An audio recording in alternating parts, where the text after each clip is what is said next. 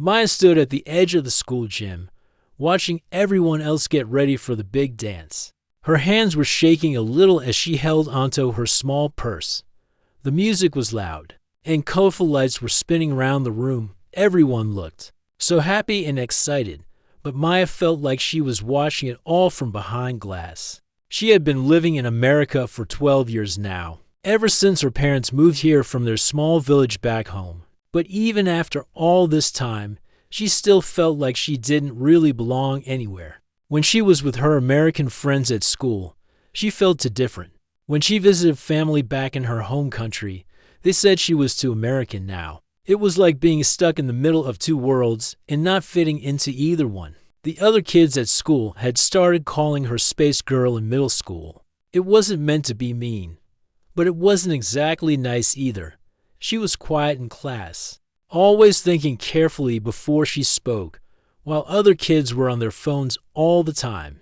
Maya preferred reading books about space and other worlds. She spoke slowly sometimes, translating her thoughts from one language to another in her head before saying them out loud. Tonight, she was wearing a simple blue dress that her mom had made for her. Her mother had spent weeks working on it, staying up late after her job at the restaurant to make sure it was perfect. "You look beautiful," her mom had said when Maya came downstairs. "Tonight, you make friends and have fun, okay?" Maya had promised she would try, but now that she was here, she wasn't sure how to keep that promise. The gym was decorated with silver stars hanging from the ceiling and twinkling lights everywhere. It should have looked magical, but to Maya, it just reminded her of how far away she felt from everyone else. She watched as couples walked in together, holding hands and laughing. Groups of friends were taking pictures by the photo booth, making silly faces and having fun. The popular kids were already in the middle of the dance floor, moving to the music like they were born knowing how to do it. Maya had bought her ticket. 3 weeks ago, she had stood in line at the main office, counting her money twice to make sure she had enough. The lady behind the desk had smiled at her and said, "First dance? How exciting." Maya had just nodded and paid, not knowing how to explain that she wasn't excited at all. She was terrified. Walking into the gym tonight, Maya had hoped things would be different. Maybe she would feel braver. Maybe someone would come up to her and start a conversation. Maybe she would suddenly know how to dance or how to be funny and interesting like the other kids. But nothing had changed. She was still the same quiet girl who felt like she was from another planet. The music got louder, and Maya found herself moving further back toward the wall. She pulled out her phone and pretended to text someone, even though she didn't have anyone to text. It was something to do with her hands. A way to look busy so people wouldn't notice that she was completely alone. A group of girls from her chemistry class walked past, and Maya recognized them. They were always nice to her in class, sharing their notes when she missed something the teacher said. For a moment, she thought about walking over to them, but then she heard them talking about boys and parties, and things that Maya didn't know anything about. She stayed where she was. The gym was getting more crowded now, and Maya felt even more invisible. She was good at being invisible.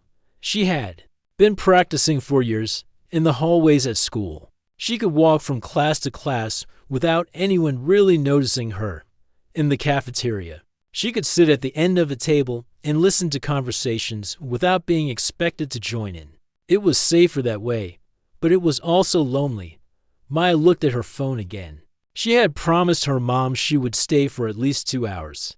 That meant she had 1 hour and 37 minutes left. She could do this. She just had to stand here and wait, and then she could go home and tell her mom that she had tried to make friends. But deep down, Maya wanted more than that. She wanted to know what it felt like to belong somewhere. She wanted to laugh with friends and not worry about saying the wrong thing. She wanted to dance without thinking about whether she looked weird or different. She wanted to feel like she was part of something instead of always watching from the outside. The stars hanging from the ceiling caught the light and sparkled. Maya looked up at them and made a wish, the same wish she had been making for years. She wished that someday someone would see her not as the weird, quiet girl or the space girl, but just as Maya, someone who had interesting thoughts and funny stories, someone worth knowing. She didn't know it yet, but across the gym, someone was watching her, someone who remembered what it felt like to be new and scared and alone. Someone who was about to change everything for her with just one simple question. Maya checked her phone one more time. 1 hour and 35 minutes to go. She took a deep breath and tried to smile, even though no one was looking at her. Maybe her wish would come true tonight. Maybe things were about to get better.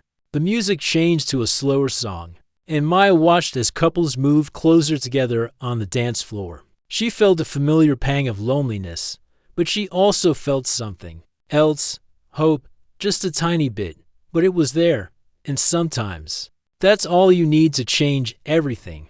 As the night went on, Maya found herself moving even further back into the shadows. The gym felt like it was getting smaller and more crowded, but somehow she felt more alone than ever. She had tried to join conversations a few times, but each attempt made her feel worse about herself earlier. She had walked up to a group of girls from her math class. They were standing by the refreshment table, talking and laughing about something. Maya had taken a deep breath and walked over, hoping to finally break out of her shell. "Hi," she had said quietly, trying to sound casual. The girls had turned to look at her, and for a moment, Maya felt hopeful. They all smiled at her, the kind of polite smile that people give when they're trying to be nice. "Oh, hi Maya," one of them had said. "You look pretty tonight." "Thank you," Maya had replied, feeling a little braver. "Your dress is really nice too." But then the conversation had just stopped. The girls stood there looking at her, waiting for her to say something else. Maya's mind had gone completely blank. She couldn't think of anything interesting or funny to say. The silence stretched on and on until it became uncomfortable. "Well, we were just talking about," one of the girls had started to say. But then she had looked at her friends and trailed off. Maya could tell they were being polite, but they didn't really want her there. "I should go get some punch," Maya had said quickly, even though she wasn't thirsty. She had walked away feeling her cheeks burn with embarrassment. That had been an hour ago, and Maya hadn't tried to talk to anyone since. She kept replaying the moment in her head, wondering what she could have said differently. Maybe if she had been funnier, or if she had known more about the things they were talking about. Maybe if she wasn't so awkward and weird. Now she was standing against the wall, watching everyone else have fun. The music was still loud, but it felt like it was coming from far away. She could see her classmates dancing, laughing, taking pictures. With their friends, they all looked so comfortable, so natural. Maya wondered what it would feel like to be like that. She pulled out her phone again and pretended to scroll through messages. She had gotten good at this over the years, pretending to be busy when she was really just hiding. Sometimes she would even type fake messages to herself, just so it looked like she had friends texting her. A slow song came on, and Maya watched as couples paired up on the dance floor. She had never danced with anyone before, not at a real dance like this. Her mom had tried to teach her some traditional dances from their home country, but that was different. Those dances told stories about family and celebration. This was something else entirely. Maya looked down at her dress, the one her mom had worked so hard to make. It was beautiful, but it wasn't like the dresses the other girls were wearing. Theirs looked expensive, like they came from fancy stores in the mall. Maya's dress was homemade, and even though it fit perfectly and her mom had put so much love into every stitch, Maya felt like it made her stand out even more. She checked the time on her phone. Still over in our left, Maya sighed and looked around the gym, trying to find something to focus on besides her loneliness. The decorations really were pretty. The student council had done a good job making the gym look magical.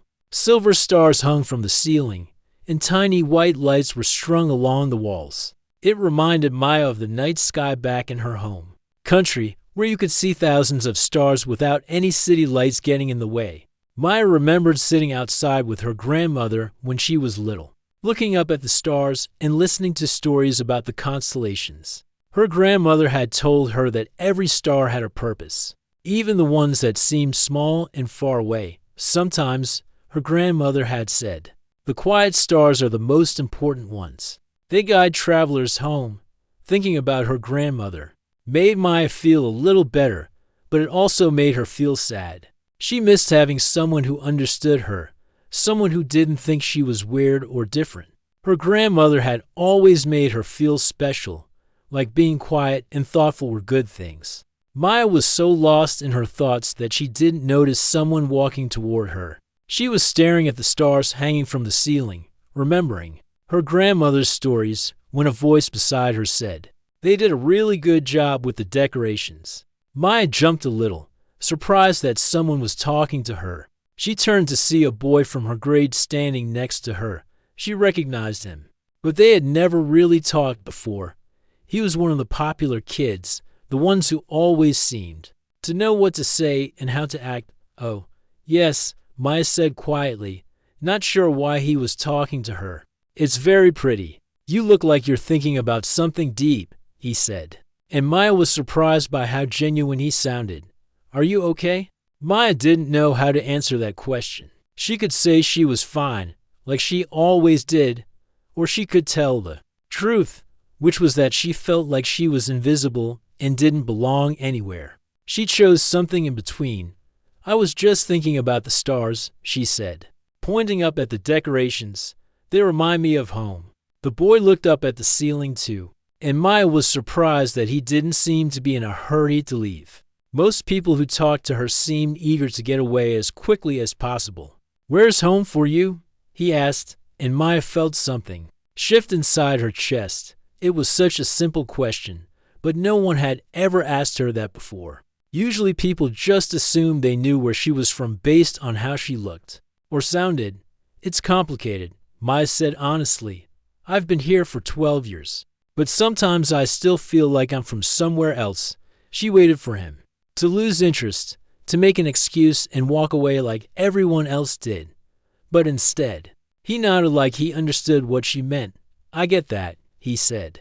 "I moved here in middle school, and it took me a long time to figure out where I fit in." Maya looked at him more carefully. She had always thought he was one of those people who never struggled with anything, who had always been popular and confident.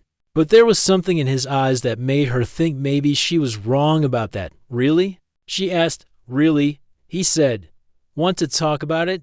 Maya felt her heart start beating faster. She wasn't used to people wanting to talk to her, especially not people like him.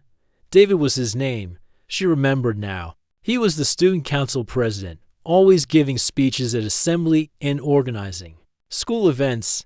She had watched him from afar many times, wondering what it would be like to have that kind of confidence. "You really want to talk?" Maya asked, not quite believing it. "I'm not very interesting." David smiled at her, and it wasn't one of those polite smiles she was used to getting. It was warm and genuine, like he was actually happy to be talking to her. "I think you're probably more interesting than you know," he said. "I remember you from Mrs. Johnson's English class last year. You wrote that amazing story about the girl who could talk to stars." Maya's eyes widened. She couldn't believe he remembered that. The story had been a class assignment, and she had been so nervous about sharing it. Most of the other kids had written about normal things like sports or friendship, but Maya had written about a lonely girl who discovered she could communicate with the stars in the sky. "You remember that?" she asked quietly. "Of course I do. It was beautiful. I kept thinking about it for weeks afterward." David looked up at the silver stars hanging from the ceiling. "Is that why you were looking at these? Do they remind you of your story?"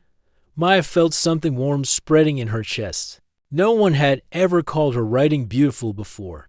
Her English teacher had given her a good grade, but that was different. This was someone her own age, someone who didn't have to be nice to her, actually caring about something she had created, kind of. Maya said, her voice getting a little stronger. "But they also remind me of my grandmother. She used to tell me stories about the stars when I was little." "Tell me about her," David said, leaning against the wall beside her. Maya noticed that he didn't seem to be in any hurry to leave. He wasn't looking around the gym or checking his phone. He was just looking at her. like she was the only person in the room. Maya hesitated. She had never told anyone at school about her grandmother. It felt too personal, too different from what the other kids talked about. But something about David made her want to share. She lived with us for a few years when we first moved here, Maya began slowly. She didn't speak much English, so I was the only one who could really talk to her in our language. Every night, she would take me outside and point out different stars and constellations. She would tell me stories about each one. What kind of stories? David asked, and Maya could tell he was genuinely curious. Old stories from our country. About brave girls who became stars to guide people home. About families who were separated but found each other again by following the same star. Maya's voice got softer as she remembered. She always said that no matter how far apart people were, they could always look up and see the same stars. David was quiet for a moment, and Maya worried that she had said too much. Maybe he thought her stories were silly or childish. But when she looked at him, his expression was thoughtful, not bored. "That's beautiful," he said finally. "Do you still tell yourself those stories?" Maya nodded. "Sometimes, when I feel lost or alone, I look up at the stars and remember what she taught me, that even when you feel like you don't belong anywhere, you're still part of something bigger." "You know," David said, "I think I understand that feeling more than you might think." Maya looked at him with surprise. "You do?" "Yeah, I know I probably seem like I have it all figured out, but I really don't. When I first moved here, I felt like I was on a different planet. Everything was so different from where I came from. The way people talked, the things they cared about, even the food in the cafeteria." Maya found herself smiling a little. "The cafeteria food is pretty weird." David laughed. "Right? I spent the first month bringing lunch from home because I had no idea what half the stuff was." "What made it better?" Maya asked. "How did you figure out how to fit in?" David thought for a moment. "I think it was when I realized that I didn't have to change everything about myself to belong. I could keep the parts of me that were different and still find people who appreciated them. But it took time, and it took finding the right people." Maya felt a flutter of hope in her chest. "Did you ever feel like giving up? All the time?" David said honestly. "There were nights when I would call my friends from my old school and tell them I wanted to move back. I felt like I was pretending to be someone else every day. But you're so popular now," Maya said. "Everyone likes you." David shrugged. "I learned how to talk to people, but that doesn't mean it's always easy. Sometimes I still feel like that scared new kid inside." Maya looked around the gym, watching all the other students dancing and laughing. "Do you think everyone feels like that sometimes?" "I think more people feel like that than you'd expect," David said. "But most of us are too scared to admit it."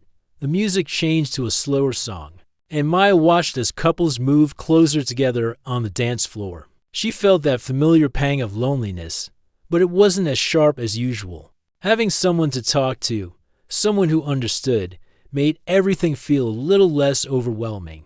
"Maya," David said, and she was surprised by how nice her name sounded. When he said it, "I know this might sound crazy, but would you want to dance?" Maya's heart started racing again. "I don't really know how to dance," she said quickly. "I mean, not like this. My grandmother taught me some traditional dances, but they're completely different." "I don't care about that," David said gently. "I'm not asking you to be perfect. I'm just asking if you'd like to try. We could start slow." Maya looked at his outstretched hand, and for the first time in years, she felt truly seen. Not as the weird, quiet girl or the space girl, but as Maya, someone with stories to tell and feelings that mattered. "Okay," she said softly, placing her hand in his.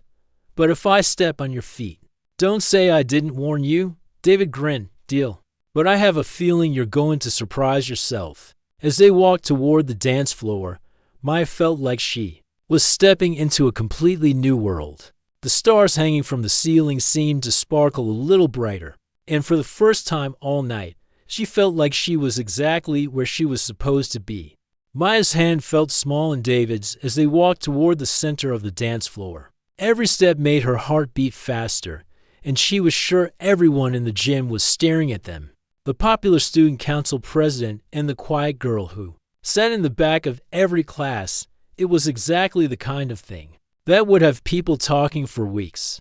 But as they reached the middle of the dance floor, something unexpected happened. David didn't let go of her hand. Instead, he turned to face her with that same warm smile that had made her feel brave enough to share her grandmother's stories. "Just follow my lead," he said quietly, placing his other hand gently on her waist. "And remember, there's no right or wrong way to do this. It's just moving to the music."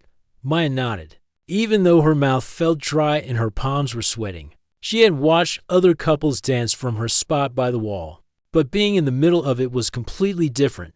The music seemed louder, the lights brighter, and she was suddenly very aware of how many people were around them. "Hey," David said softly, and Maya realized she had been looking everywhere except at him. "Look at me, not at them." When Maya met his eyes, she saw something that surprised her. He looked a little nervous too. Not scared like she was, but like this mattered to him. Like he really wanted her to feel comfortable and have a good time. "Better?" he asked. "A little," Maya admitted, and she meant it. Looking at David instead of the crowd of students around them made everything feel less overwhelming. They started moving slowly, just swaying back and forth to the music. Maya was stiff at first, worried about making a mistake or looking foolish. But David was patient, keeping his movements simple and easy to follow. "You're doing great," he said, and Maya could tell he meant it. "See, I told you that you'd surprise yourself." As they swayed together, Maya began to relax. The music was pretty. Something slow and romantic that she had heard on the radio, but never really listened to before. Now, dancing to it with David, she understood why people liked songs like this. They made you feel like you were floating. "Can I ask you something?" David said after they had been dancing for a few minutes. "Sure," Maya replied, though she felt a little nervous about what he might want to know. "Why do you always sit alone at lunch? I've noticed you there, reading or writing in that notebook of yours. Are you working on more stories?" Maya felt her cheeks get warm. She hadn't realized that anyone had noticed her at lunch, much less paid attention to what she was doing. "I do write stories," she said quietly, "but I mostly sit alone because I don't really know how to join conversations. Everyone else seems to have so much to talk about, and I never know what to say." "What kind of stories do you write?" David asked, genuinely curious. Maya hesitated.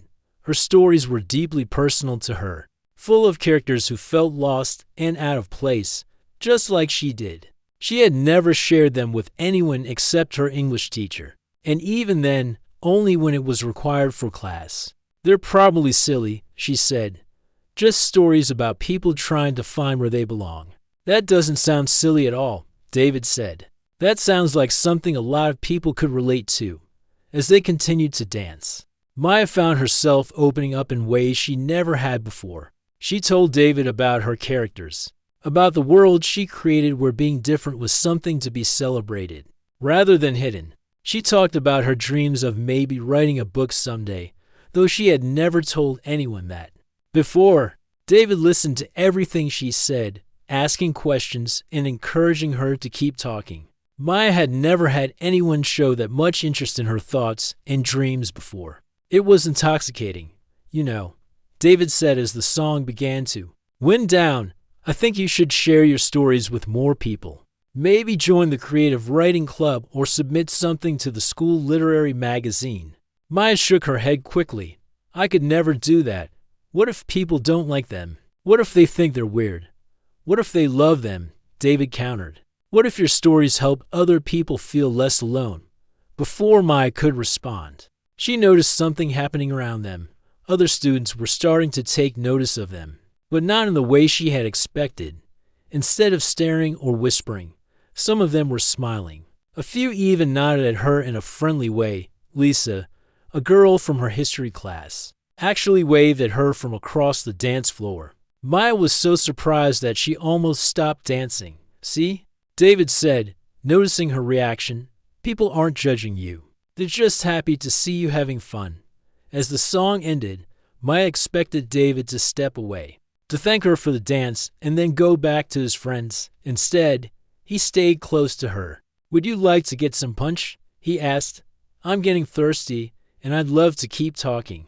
Maya nodded, still not quite believing that this was really happening. As they walked toward the refreshment table, she felt like she was in a dream.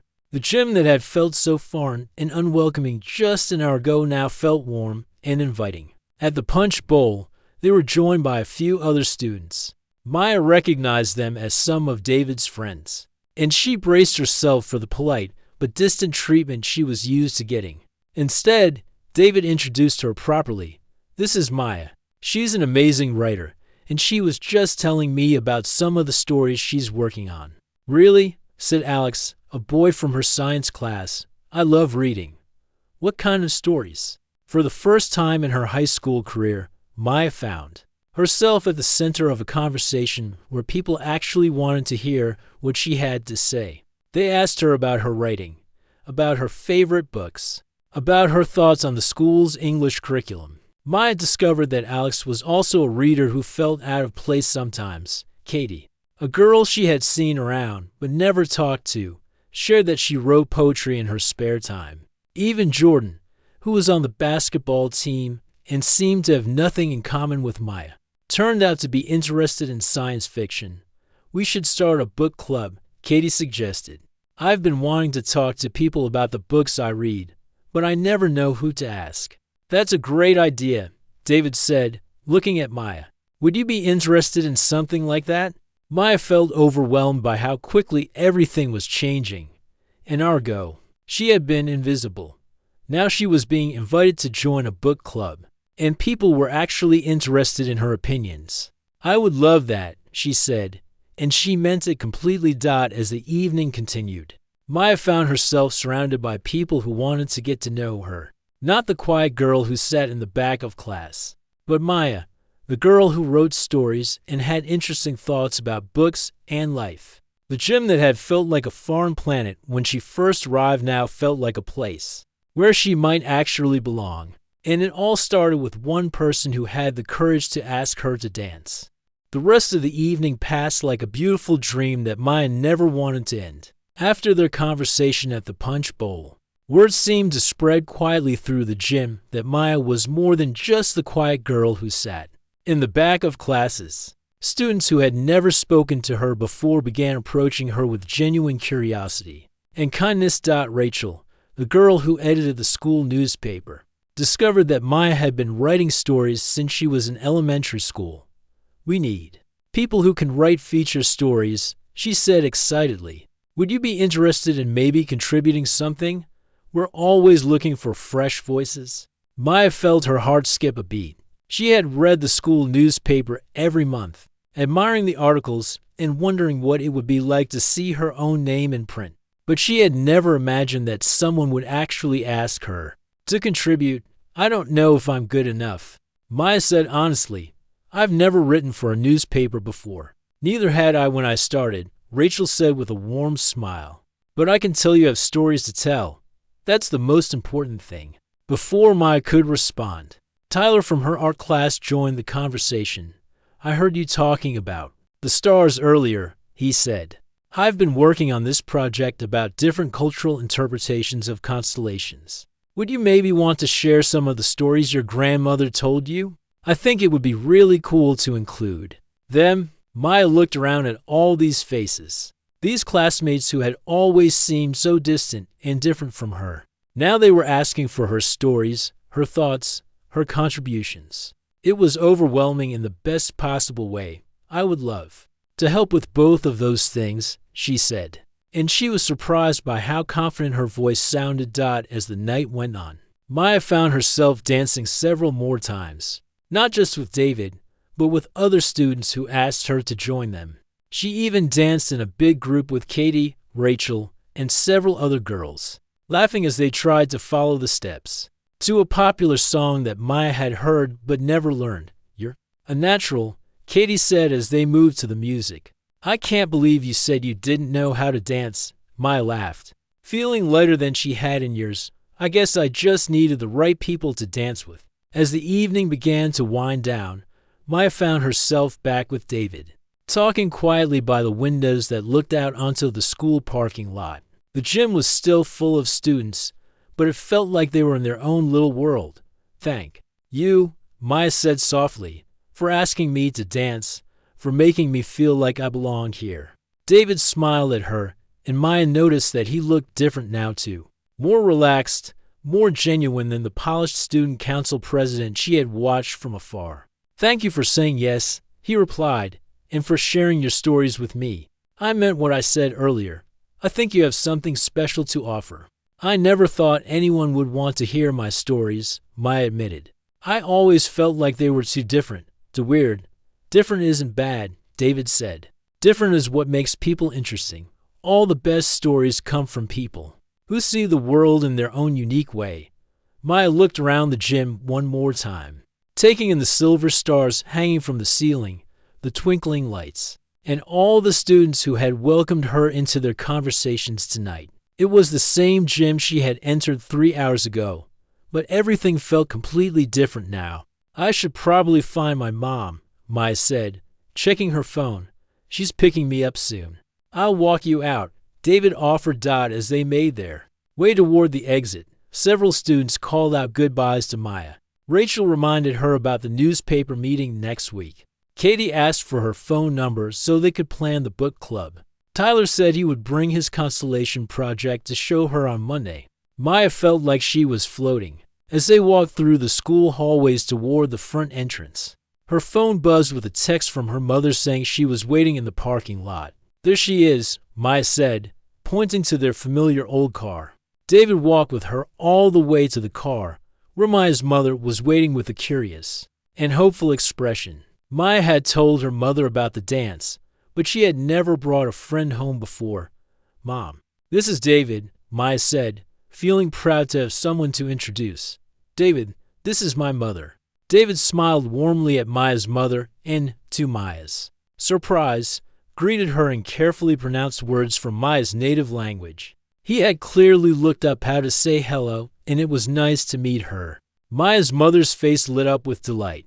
She responded in English, thanking David for being kind to her daughter. And Maya could see how happy it made her to know that Maya had made a friend. "I'll see you Monday," David said to Maya as she got into the car. "And don't forget what we talked about. Your stories matter." As her mother drove away from the school, Maya watched the building get smaller in the rearview mirror. The gym windows were still glowing with warm light, and she could see the shadows of students still dancing inside. "You look happy," her mother said quietly. "Did you have a good time?" Maya thought about how to answer that question. A good time seemed too small to describe what had happened to her tonight. She had discovered that she wasn't as alone as she had thought. She had found people who wanted to hear her stories, who valued her thoughts, who saw her as more than just the quiet girl in the corner. "I had a wonderful time," Maya said finally. "I think I made some real friends tonight." Her mother smiled. In the rearview mirror, "I'm so glad. I knew if you gave people a chance to know you, they would love you as much as I do." Maya looked out the window at the stars in the real sky above them. They were the same stars her grandmother had shown her years ago, the same ones that had guided travelers home for thousands of years. But tonight, they looked different to her. Tonight, they looked like hope. On Monday morning, Maya walked into school with her head held a little higher. She was still the same person she had been on Friday, quiet, thoughtful, different from many of her classmates. But now she knew that being different wasn't something to hide from. It was something to celebrate. Dot in the hallway. Students who had never noticed her before smiled and said hello. In English class, she raised her hand to answer a question for the first time all semester. At lunch, instead of sitting alone with her notebook, she joined Katie and Rachel at their table. "So," Katie said as Maya sat down with her lunch tray, "have you thought more about what kind of book we should read first for our book club?" Maya smiled, pulling out her notebook where she had written down several ideas. "Actually, I have a few suggestions." As she opened her notebook and began sharing her thoughts, Maya realized that her grandmother had been right all along. Every Star had a purpose, even the ones that seemed small and far away. Sometimes, the quiet stars were the most important ones of all. They guided people home. And for the first time in her life, Maya felt like she had found her way home too.